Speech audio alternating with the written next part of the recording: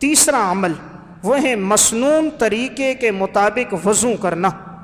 جو آدمی سنت طریقے کے مطابق وضو کرتا ہے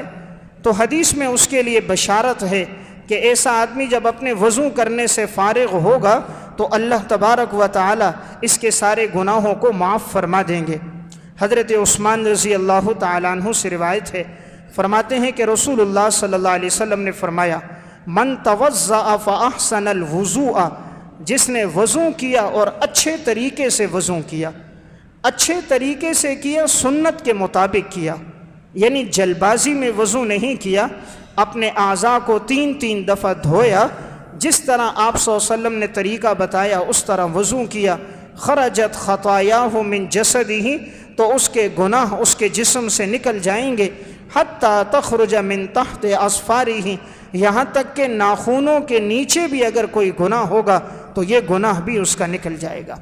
تو گویا تیسرا عمل وضو کرنا ہے کہ جب انسان وضو کرتا ہے سنت طریقے کے مطابق تو اس کے سارے گناہ جھڑ جاتے ہیں۔ نبی اکرم صلی اللہ علیہ وسلم نے فرمایا، اذا توضأ العبد المسلم، جب کوئی مسلمان وضو کرتا ہے، فغسل وجہہ خرج من وجہہ کل خطیئۃ، اپنے چہرے کو دھوتا ہے تو اس کے چہرے سے جتنے گناہ ہوئے ہیں وہ سب کے سب جھڑ جاتے ہیں۔ نظر الیہا بعینیہ مع الماء او مع آخر قطر الماء، تو پانی کے ساتھ یا پانی کے آخری قطرے کے ساتھ جتنے گناہ ہوئے ہیں اس کی آنکھوں سے اور اس کے چہرے سے سب گناہ معاف ہو جاتے ہیں۔ فَإِذَا غَسَلَ يَدَيْهِ خَرَجَ مِنْ يَدَيْهِ كُلُّ خَطِيئَةٍ، اور جب انسان اپنے ہاتھوں کو دھوتا ہے تو ہاتھوں سے اس نے جس چیز کو پکڑا تھا، کان بطشتها يداه مع الماء او مع آخر قطر الماء، تو پانی کے آخری قطرے کے ساتھ اس کے ہاتھوں کے گناہ بھی جھڑ جاتے ہیں۔ فَإِذَا غَسَلَ رِجْلَيْهِ، جب یہ اپنے پاؤں کو دھوتا ہے، خرج كُلُّ خَطِيئَةٍ مَشَتْهَا رِجْلَاهُ مع الماء، تو یہ اپنے پاؤں کے ساتھ جہاں چل کر گیا تھا تو ہر قطرے کے ساتھ اس کے گناہ مٹ جاتے ہیں۔ حتیٰ یخرج نقیا من الذنوب، یہاں تک کہ جب یہ وضو سے فارغ ہوتا ہے تو یہ گناہوں سے بالکل پاک صاف ہو جاتا ہے۔ تو تیسرا عمل وضو کرنا ہے، انسان اہتمام کرے کہ سنت کے مطابق وضو کرے۔ شریعت نے وضو میں 4 فرائض رکھے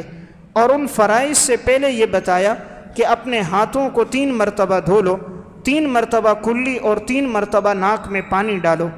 اس کی وجہ کیا ہے کہ پانی کے 3 اوصاف ہیں۔ پانی کا ایک وصف ہے سیلان، پانی کا بہاؤ۔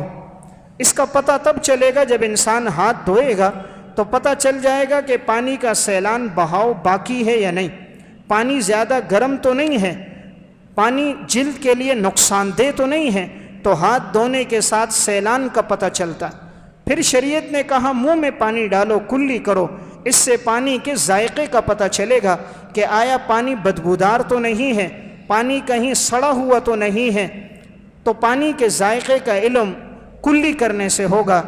پھر شریعت نے کہا ناک میں پانی ڈالو، اس سے پانی کی بدبو کا علم ہوگا، کہیں پانی بدبودار تو نہیں، پانی میں کوئی چیز گری تو نہیں ہے کہ اس کی موت واقع ہوئی ہو۔ جب تینوں طرح سے اطمینان ہو گیا، سیلان بھی باقی ہے، پانی کا بہاؤ بھی ہے، بدبو بھی نہیں ہے، ذائقہ بھی ٹھیک ہے، اب شریعت نے کہا وضو کرو۔ اس لیے وضو کرنا ایک ایسا عمل ہے جس سے انسان کے گناہ جھڑ جاتے ہیں۔